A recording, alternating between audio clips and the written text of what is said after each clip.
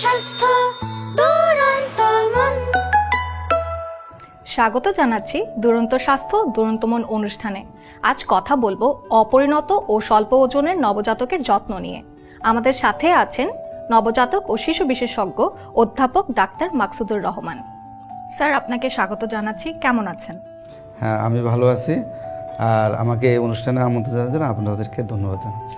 Sir, আজকে আমরা আলোচনা করব অপরিণত ও স্বল্প ওজনের নবজাতকের যত্ন নিয়ে। এখন একটু যদি আমাদেরকে বলতেন যে কত ওজন আসলে স্বাভাবিক আর কতটুকু কম হলে আমরা স্বল্প ওজন বলছি।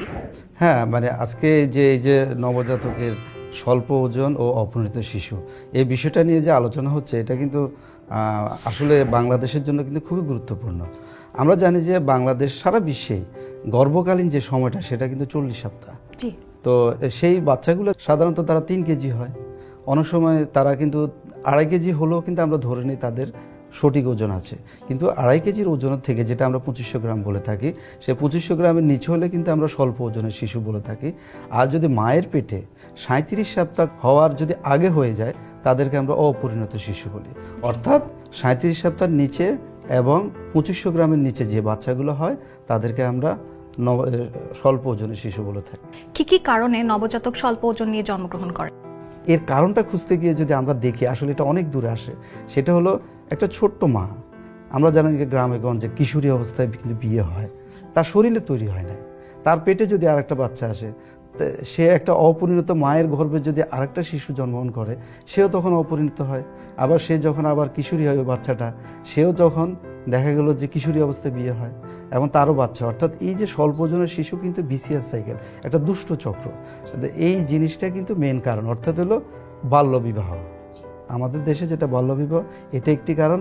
ওই সময় কিন্তু আবার পুষ্টিহীনতা হয়, যে বাচ্চার মারা বাল্যবিবাহ হয় তাদের কিন্তু পুষ্টিহীনতা হয়।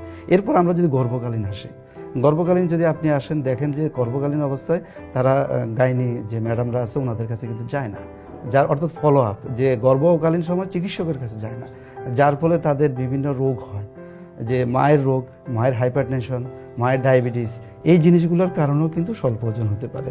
এছাড়া অনেক সময় পানি ভেঙে গেল, পড়ে গেল, এইসব বিভিন্ন কারণে কিন্তু আমরা স্বল্প ওজন ও অপরিণত শিশু পৃথিবীতে চলে আসে। এই জিনিসগুলোই কিন্তু মেন কারণ।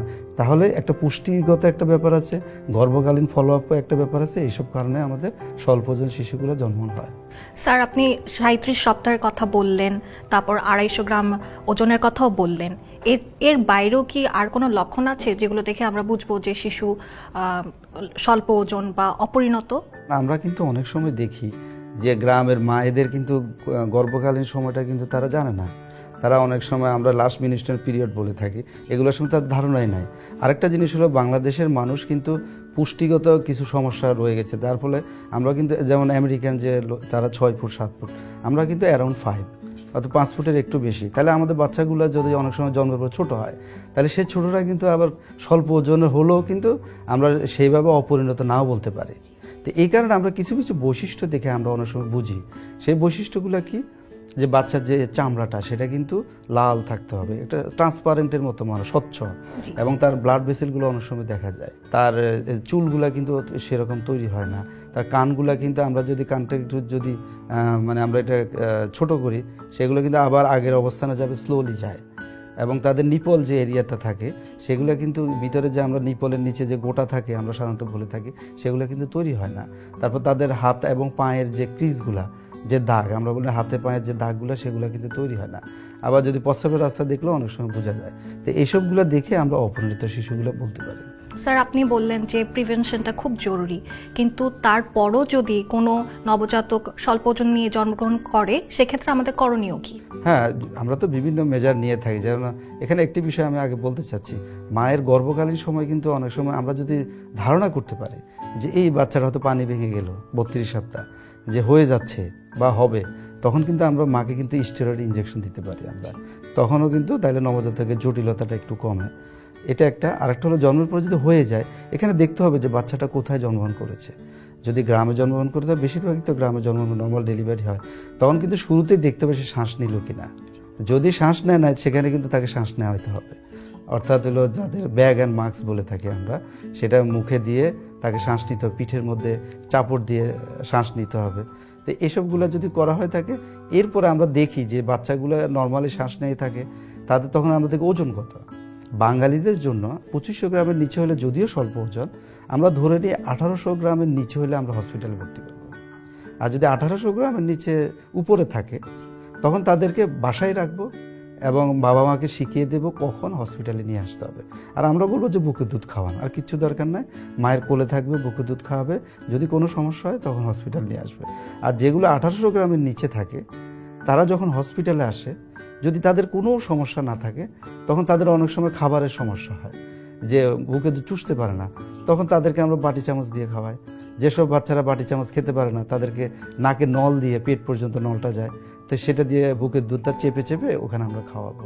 আবার অনেক সময় দেখা গেলো সেটাও পারতেছে না, তখন তাকে স্যালাইন দিয়ে আমরা তাকে, যে শিরাপথে তাদেরকে স্যালাইন দিয়ে আমরা খাবারটা এনশিওর করি। এটা হলো মানে প্রথম ধাপ চিকিৎসার। এরপরে যদি অন্য কোনো জটিলতা দেখা যায়, যেমন শ্বাসকষ্ট হচ্ছে, তাহলে আমরা তখন কি করব, তাকে শ্বাসকষ্টের জন্য আমরা শুধু নর্মালি তাকে একটু অক্সিজেন দেব, কারণ আমরা জানি বাতাসেও কিন্তু অক্সিজেন আছে। তো যদি বাতাসের অক্সিজেনে 21%, যেটা বাতাসের অক্সিজেন, সেটা যদি কাজ না হয়, তাহলে আমরা অক্সিজেন দেব। সে অক্সিজেনে যদি কাজ না হয়, তাহলে আমরা তখন তাকে আমাদের বিভিন্ন হসপিটালে মেশিন আছে, যে সিপা, ভেন্টিলেটর, এগুলো রেয়ার, যদিও এগুলো বেশি লাগে না, কিন্তু এগুলো কিন্তু অনেক সময় লাগতে পারে। কিন্তু বেশিরভাগই বাচ্চা যদি তাদের ইনফেকশন না হয়, তাহলে কিন্তু নবজাতকের অন্যান্য সমস্যা যদি ট্রিটমেন্ট করি, তাহলে সেটা কিন্তু বেঁচে থাকার সম্ভাবনা অনেক বেশি থাকে। স্যার, আপনি বললেন যে শ্বাসকষ্টের সমস্যাটা দেখা দেয়, স্যার আর কি কি জটিলতা হতে পারে? এখানে আরেকটি সবচেয়ে গুরুত্বপূর্ণ ব্যাপার, সবার আগে যেটা আসছে, আমরা জানি স্বল্প ওজন এবং অপরিণত শিশুদের শরীর কিন্তু ঠান্ডা হয়ে যায়। তাহলে এর প্রতিরোধ কীভাবে করব? আমরা যেটা বাংলাদেশে যেটা আমরা কেএমসি বলি, ক্যাঙ্গার মাদার কেয়ার, তো সেখানে কি হয়, বাচ্চার শরীরের যে টেম্পারেচার, সেটা মায়ের টেম্পারেচার একই। তাহলে মায়ের খোলা বুক, বাচ্চার খোলা বুক যদি আমরা একসাথে রেখে উপর দিয়ে গামছা, শাড়ি দিয়ে যদি বেঁধে দিই, তাহলে বাচ্চা ওখানে থাকবে, মা শুয়ে থাকবে অথবা হাঁটবে। যদি এরকম করে থাকে, বাচ্চা কিন্তু ঠান্ডা হওয়া থেকে মুক্তি পাবে। অর্থাৎ এটা কিন্তু সারা বিশ্বে কিন্তু প্রচলিত। তাহলে এটাতে হয় কি, সে বাসায় বসেই এই যে বিশাল একটা জটিলতা থেকে কিন্তু স্বল্প ওজনের শিশুরা মুক্তি পেতে পারবে, এই যে ক্যাঙ্গারু মাদার কেয়ার করি। তার মানে যদি বাসায় বসে সে ঠান্ডা না হয়, কিচ্ছু করা লাগবে না, অন্যান্য যদি সমস্যা না থাকে। যদি বাচ্চা ঠান্ডা হয়ে যায়, তখন কিন্তু হসপিটাল নিয়ে আসতে হবে। হসপিটালে তখন আমরা তাদেরকে কি করি, তাদেরকে আমরা বিভিন্ন নিজেরা যে মেশিনগুলো আমরা তৈরি করছি, যেমন লাইট, এখানে প্রচুর লাইট আছে, লাইটের নিচে কিন্তু আমরা রাখতে পারি, সেখানে গরম থাকবে। বাচ্চাকে মাথায় টুপি, হাত মোজা, পা মোজা, এগুলো যদি আমরা দিয়ে থাকি এবং শরীরটা যদি পেঁচিয়ে রাখি, সে গরম থাকবে। এবং তাকে আমরা একটা ইনকিউবেটর রাখতে পারি, যেটা অনেক দামি, যে 4 লক্ষ 5 লক্ষ, অনেক টাকা। তো সেই ইনকিউবেটরে কিন্তু আমরা তাদেরকে রাখতে পারি, তখন তাদের টেম্পারেচারটা মেনটেন হবে। স্যার, আপনি তো জটিলতার কথা বললেন, কখন একজন বাবা মা বুঝতে পারবেন যে শিশুকে ডাক্তারের কাছে নিতে হবে? কারণ আমরা তো জানি, কিছুক্ষণ আমি বললাম যে স্বল্প ওজনে যদি শিশু হয়, 1800 গ্রামের নিচে হলে হসপিটালে আসতে হবে। এই ছাড়া যে কোনো বাচ্চাই যদি তার খিঁচুনি হয়, যদি তার জ্ঞানটা একটু কমে যায় বা নিস্তেজ হয়ে যাচ্ছে, যদি দেখা যায় খেতে পারতেছে না এবং শ্বাস বেশি বা কম, এবং নাভিতে ইনফেকশন হলো, সেই ইনফেকশনটা চারদিকে চামড়া ছড়িয়ে গেছে, তাদেরকে, এবং বাচ্চা ঠান্ডা হয়ে গেছে অথবা প্রচণ্ড গরম, জ্বর আসছে, তখন কিন্তু তাদেরকে হসপিটালে নিতে বলে। এবং এদেরকে আমরা বলি ডেঞ্জার সাইন, বিপদ চিহ্ন। এই চিহ্নগুলো দেখলে কিন্তু আমাদেরকে সাথে সাথে হসপিটালে চলে আসতে পারে। ডেঞ্জার সাইন সম্পর্কে তো আমরা জানলাম, কোনো কি পরীক্ষা করা জরুরি সেক্ষেত্রে? হ্যাঁ, এটা আসলে হচ্ছে কি, আমাদের যে মায়ের পেট হলো সবচেয়ে সুন্দর একটা পরিবেশ বাচ্চা বড় হওয়ার। এই যে আমরা জানি যে ভ্রূণ থেকে তৈরি হয়, 1 কেজি, 2 কেজি, 3 কেজি হওয়ার পরে পৃথিবীতে আসে। তা আল্লাহ তাআলা কিন্তু এমনি রাখে না 3 কেজি। তো সুতরাং কোনো কারণ আছে। যদি আমরা দেখা গেল যে 1 মাস আগে হয়ে যায়, 2 মাস আগে হয়ে যায়, তাহলে তার শরীরের যে অঙ্গ প্রত্যঙ্গ, এগুলা অবয়ব হয় কিন্তু পরিপূর্ণ হয় না। যেমন ফুসফুস তৈরি হয়, ফুসফুসে আপনার কাজ করতে পারে না, তখন শ্বাসকষ্ট হয়। যেমন ব্রেনটা কিন্তু ঠিক মতন তৈরি হয় না, ব্রেনের ভিতরে কিন্তু রক্তক্ষরণ হতে পারে। তাহলে আপনি যদি একটা 32 সপ্তাহ বাচ্চা পৃথিবীতে চলে আসলো, পৃথিবীতে কিন্তু অনেক আপনার অ্যাডভার্স এনভায়রনমেন্ট, অর্থাৎ হলো প্রতিকূল পরিবেশ। তাহলে এই পরিবেশে কিন্তু আমাদের চোখের রেটিনা কিন্তু ঠিক মতন তৈরি হতে পারে না, কানে শোনাটা ঠিক মতন হয় না। এ কারণে আমরা তখনই বলি তাদেরকে যে বাচ্চাটা ফলো আপে রাখতে হবে, অর্থাৎ হলো ডাক্তারের কাছে মাঝে মাঝে দেখাতে হবে। তো সবচেয়ে ভালো ছোট বাচ্চাদেরকে আমরা আরওপি বলে থাকি, রেটিনোপ্যাথি অফ প্রিম্যাচুরিটি। যদি আরওপি আমরা চক্ষু ডাক্তার যারা তারা চোখটা পরীক্ষা করে, যে বাচ্চাদের 21 দিনে বা 28 দিনে আমরা পরীক্ষা করে, এবং এই পরীক্ষাটা থেমে থাকলে হবে না। গর্ভকালীন থেকে যে 32 সপ্তাহ হয়ে গেল সেই হিসাব করে 44 সপ্তাহ পর্যন্ত তাকে ফলো আপে রাখতে হবে চোখের জন্য কমপক্ষে, সেটা পোস্ট মানে জন্মের পরেও। তাহলে মাঝে মাঝে যদি আমরা পরীক্ষা করি তাহলে রেটিনা দেখবে, রেটিনাতে যদি কোনো সমস্যা হয় তাহলে সেটার কিন্তু চিকিৎসা আছে। আবার কানে শোনাটা আমরা হিয়ারিং টেস্ট করতে পারি, সেই 1.5 মাসে আমরা হয়তো করলাম, যদি কোনো সমস্যা না পাই তারপর আবার করলাম, এরকম করে একটা পর্যায়ে আমরা আর কানের পরীক্ষাটা লাগে না, যে ম্যাচিউর হয়ে গেল। তো এই জন্য আমরা বলে থাকি সবসময় যে চোখের পরীক্ষা করাবেন, কানের পরীক্ষা করাবেন, যেন এই কানে না শোনা এবং অন্ধ যেন না হয়, এই ব্যাপারে আমরা মেজার নিতে পারি। স্যার, শিশু যেন কম ওজন নিয়ে জন্মগ্রহণ না করে, সেক্ষেত্রে মায়ের কি কোনো বিশেষ যত্ন নেওয়া প্রয়োজন? অবশ্যই। যেটা হলো যে আমি যে কিছুক্ষণ আগে যেটা বললাম, যে তাকে বাল্যবিবাহ দেওয়া যাবে না বাংলাদেশে। এটা সরকার আসলে প্রত্যেকটা চিকিৎসার ক্ষেত্রে কিন্তু চিকিৎসক উনি তো হসপিটালে থাকবে বা হয়তো চেম্বার করবে, কিন্তু কমিউনিটি লেভেলের কিন্তু বিশাল ভূমিকা, যেটা ব্যক্তি লেভেলে হোক, সামাজিক লেভেলে হোক এবং সরকার লেভেলে হোক, তাদের কিন্তু সমন্বিত প্রচেষ্টায় কিন্তু এই জিনিসগুলো করতে হবে। আর একটা হচ্ছে মায়ের পুষ্টি দিতে হবে, যে কিশোরী অবস্থা মায়ের পুষ্টি। আপনারা হয়তো জানেন যে আমাদের দেশেও একসময় ছিল যে সরকার থেকে খাবার বা এগুলো কিন্তু এখনও হয়তো আছে।